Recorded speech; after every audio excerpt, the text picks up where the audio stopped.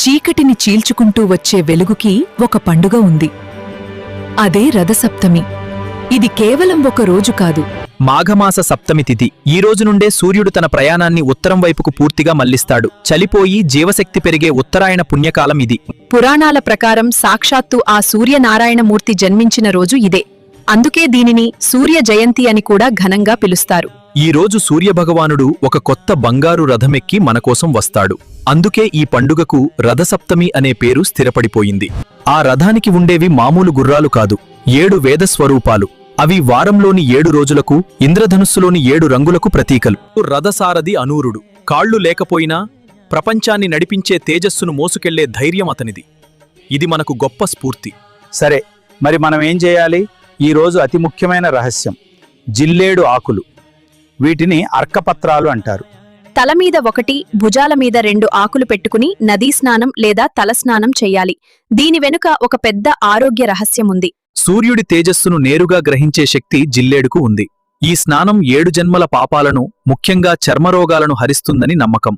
ఇంటి ముందు రంగురంగుల రథం ముగ్గు వేసి అందులో సూర్యభగవానుడిని ఆహ్వానించాలి. ఇది మన ఇంటికి ఆయనను పిలిచే మార్గం.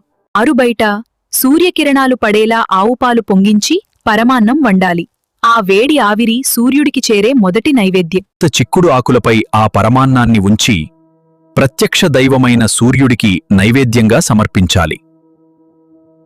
ఓం భాస్కరాయ విద్మహే అంటూ సూర్యమంత్రాలు లేదా ఆదిత్య హృదయం పఠిస్తే విశేషమైన ఫలితం ఉంటుంది. ఇది కేవలం భక్తి కాదు, ఆరోగ్యం కూడా. ఈ రోజు సూర్యకిరణాల్లో ఉండే శక్తి అపారం. సూర్య నమస్కారాలు చేస్తే ఎముకలకు బలం.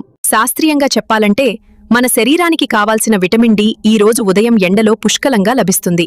రోగనిరోధక శక్తి పెరుగుతుంది. రథసప్తమి అంటే బయట చీకటిని పోగొట్టడమే కాదు, మనలోని అజ్ఞానమనే చీకటిని తొలగించి జ్ఞానకాంతిని నింపుకోవటం. సమస్త జీవకోటికి ప్రాణదాత అయిన సూర్యుడికి కృతజ్ఞత చెప్పే అద్భుతమైన అవకాశం ఈరోజు. ఈ అవకాశాన్ని జారవిడుచుకోకండి. మీ ఆరోగ్యం, ఐశ్వర్యం ఆ సూర్యభగవానుడి దయవల్ల రెట్టింపు కావాలని కోరుకుంటూ ఈ రథసప్తమిని ఘనంగా జరుపుకోండి. అందరికీ రథసప్తమి శుభాకాంక్షలు. ఓం నమో నారాయణాయ స్మరించండి. ఇలాంటి మరిన్ని ఆధ్యాత్మిక రహస్యాల కోసం మన దైవమర్మం ఛానల్ని సబ్స్క్రైబ్ చేసుకోండి. ఈ వీడియోను అందరికీ షేర్ చేయండి.